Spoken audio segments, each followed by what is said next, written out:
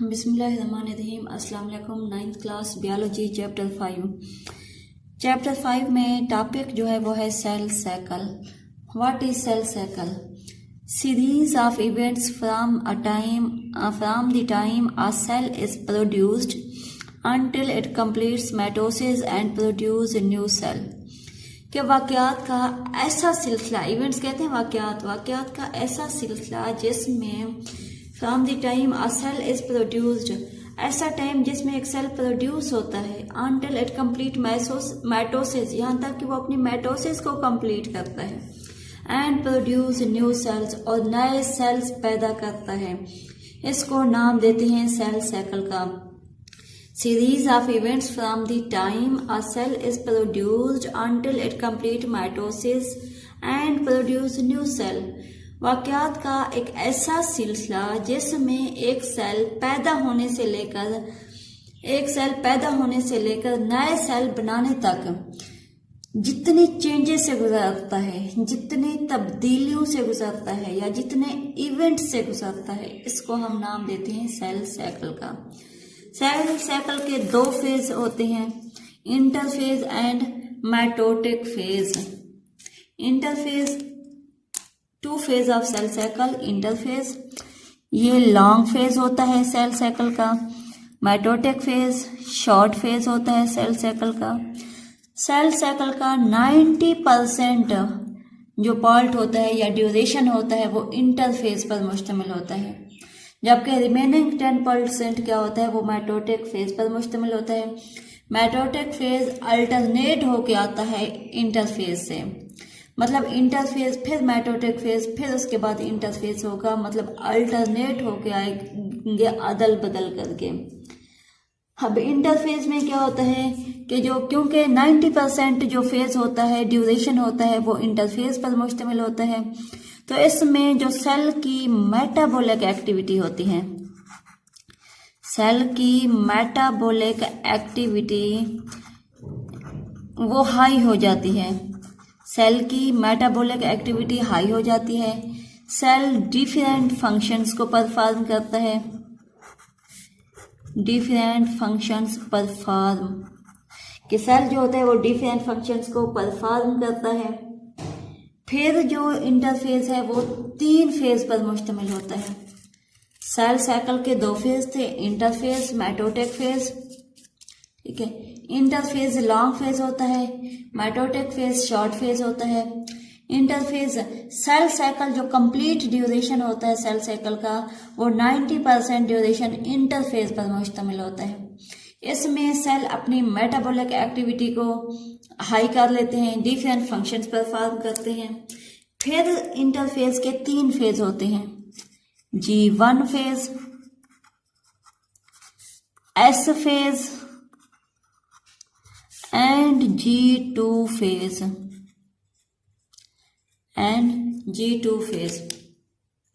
G1 phase after its production, cell के production के बाद एक सेल जो होता है वो अपना जो सेल साइकिल स्टार्ट करता है वो G1 फेज से स्टार्ट करता है।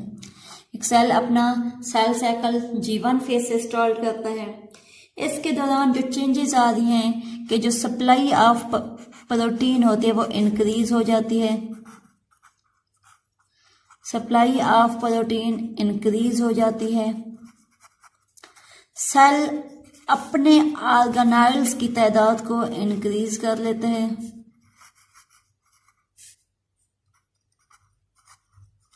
और तीसरा पॉइंट जो आ जाता है वो है कि अपने साइज में, ग्रो इन साइज, अपनी साइज में इजाफा करते हैं।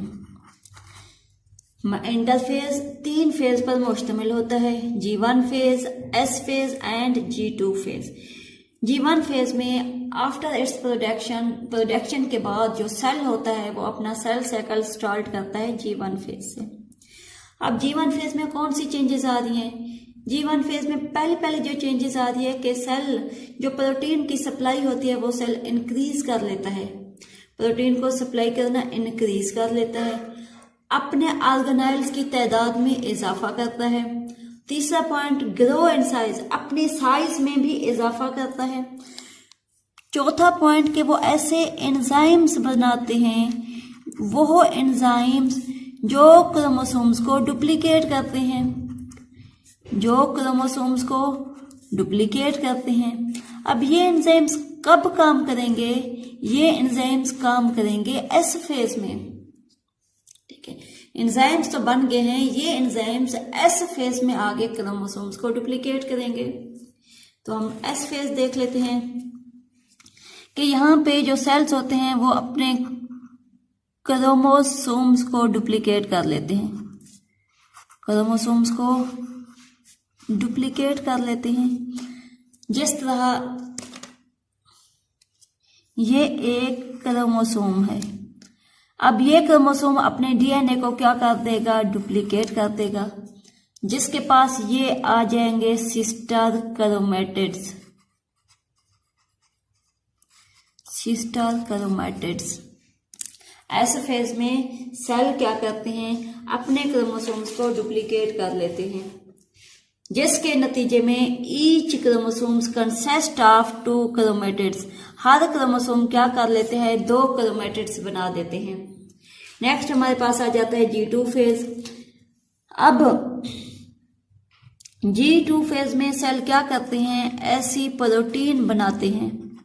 G2 फेज में सेल ऐसी प्रोटीन बनाते हैं जो एसेंशियल होती है फॉर माइटोसिस, जो माइटोसिस के लिए लाजमी होती है। ज्यादातर वो प्रोडक्शन ऑफ स्पेंडल फाइबर में यूज होती है, production of spindle fibre, spindle fibre बनाने के लिए, स्पेंडल फाइबर्स बनाने के लिए लाजमी होती है।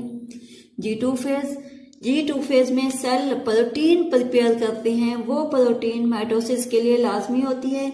ज्यादातर जो है ना स्पेंडल फाइबर बनाने के लिए लाजमी होती है। दोबारा देख लें, what is cell cycle? Series of events from the time a cell is produced until it completes mitosis and produce new cell. वाक़यात का एक ऐसा सिलसिला जिसमें एक सेल पैदा होता है, माइटोसिस करता है और नए सेल्स बनाता है। इन तमाम प्रोसेस में जो इवेंट्स, जो चेंजेस या जो तब्दीलियां आ रही है, उनको सेल साइकिल का नाम देते हैं। सेल साइकिल की 2 टाइप्स आ जाते हैं, interphase and mitosis phase. Interphase long phase होता है, माइटोटिक शॉर्ट फेज होता है। इंटरफेज सेल साइकिल का जो ड्यूरेशन होता है कंप्लीट, उसमें से 90% जो ड्यूरेशन होता है वो इंटरफेज पर मुश्तमिल होता है। ठीक है, इंटरफेज के बाद फिर माइटोटिक फेज होता है। ये एक दूसरे को अल्टरनेट करके आ रहे हैं। इंटरफेज में सेल मेटाबॉलिक एक्टिविटी को इंक्रीज कर लेते हैं, डिफरेंट फंक्शंस को परफॉर्म करते हैं। फिर इंटरफेज के 3 पार्ट्स हैं, 3 फेज हैं, G1 phase, S phase and G2 phase. G1 phase, अब सेल जो होता है ना, अपना जो सेल साइकिल स्टार्ट करता है वो G1 फेज से स्टार्ट करते हैं।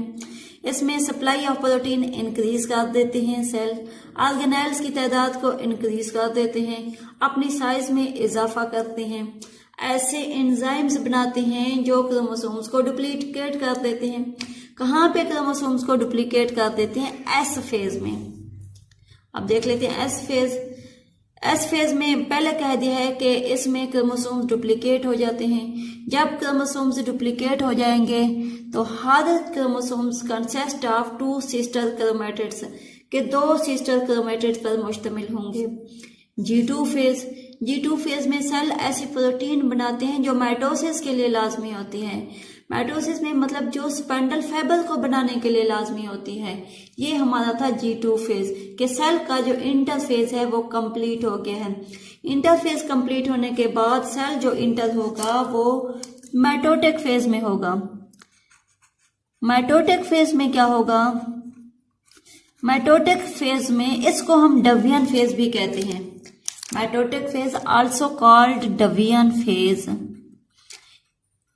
कि जो सेल अपना इंटरफेज कंप्लीट करके आया है वो माइटोटिक फेज में आएगा, डवियन फेज में आ जाएगा। इसमें सेल क्या करेगा? 2 डॉटर सेल्स में तब्दील हो जाएगा, डिवाइड करेगा खुद को। डिवाइड करने के बाद वो 2 डॉटर सेल्स बना देगा, 2 डॉटर सेल्स। माइटोटिक फेज में G2 phase, after the G2 phase of interphase cell enters division phase. Division phase को हम माइटोटिक फेज का नाम देते हैं। इसमें क्या होता है कि जो सेल होता है वो डिवाइड हो जाता है 2 डॉटर सेल्स में। ठीक है, थैंक यू सो मच।